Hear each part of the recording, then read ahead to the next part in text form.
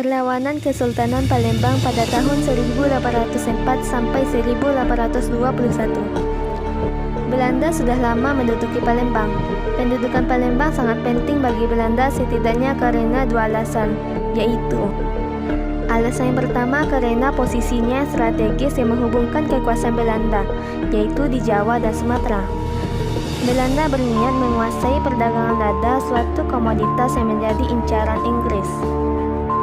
Yang kedua, karena Belanda ingin menguasai pertambangan timah di Bangka dan Belitung, yaitu wilayah yang berada di bawah kedaulatan Kesultanan Palembang. Palembang sudah menunjukkan sikap antipati yang tinggi semenjak Belanda menduduki wilayah mereka. Resistensi itu memuncak pada masa pemerintahan Sultan Baharuddin yang menjadi perlawanan besar. Ketika Belanda takluk kepada Inggris melalui perjanjian Tutang, Inggris memusatkan sebagian besar perhatiannya ke Jawa. Kondisi ini dimanfaatkan oleh Baharuddin yang menyerang dan membantai 87 orang. Baharuddin ternyata juga menentang keberadaan Inggris di wilayah kekuasaannya. Karena itu, Inggris menyerang Palembang pada tahun 1812. Baharuddin berhasil lolos, namun pada tahun 1813 ia menyerah. Karena sikap tunduknya kepada residen Inggris, ia kembali menduduki tahta kesultanan pada tahun yang sama. Namun, tidak sampai sebulan, Thomas S. Raffles, penguasa tertinggi Inggris, menolak penetapan itu. Olehnya, Najamuddin didudukkan lagi sebagai sultan. Ini terus berlanjut hingga Belanda mendapatkan bagi bekas jajahannya. Pada tahun 1818, Belanda mengirimkan ekspedisi pertama ke Palembang pasca konvensi London. Setelah menguasai Palembang, Najamuddin diasingkan ke Batavia.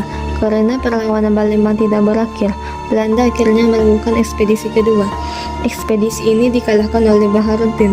Belanda membalas dengan menghimpun sebuah pasukan besar dengan 6.000 pasukan. Belanda akhirnya menaklukkan Palembang dan mengasingkan Baharuddin ke Ternate. Belanda menempatkan Palembang di bawah kekuasaannya langsung, dan Kesultanan Palembang dihapus.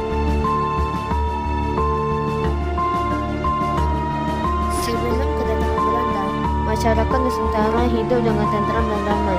Bahkan Indonesia menyambut kedatangan Belanda dengan baik. Namun, seiring berjalannya waktu, Belanda justru melakukan perlawanan dan memaksa monopoli perdagangan hingga mencampuri urusan kerajaan di Nusantara. Belanda saat itu membentuk VOC yang merupakan singkatan dari Verenigde Ontzigste Compagnie. VOC Belanda berencana memonopoli perdagangan di Makassar sekaligus melakukan ekspansi ke Indonesia bagian timur dengan cara yang licik dan menyengsarakan rakyat. Tentu hal tersebut ditantang keras oleh Sultan Hasanuddin. Sultan Hasanuddin sudah berusaha melakukan segala cara untuk memukul mundur VOC.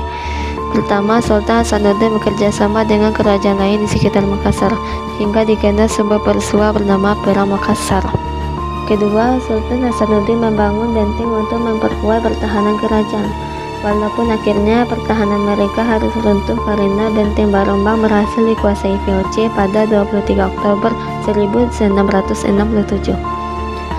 Yang terakhir, Sultan Hasanuddin menggerakkan kembali rakyatnya pada 1668. Sayangnya, saat itu benteng Turkul Goa harus jatuh ke VOC dan berubah nama menjadi benteng Rotterdam.